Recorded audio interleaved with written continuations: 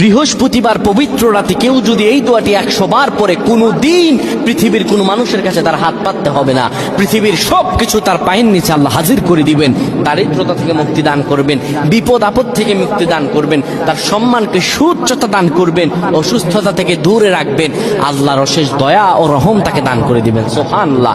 বৃহস্পতিবার রাত এটি গুরুত্বপূর্ণ রাত। এই রাত সপ্তাহে একদিন আসে।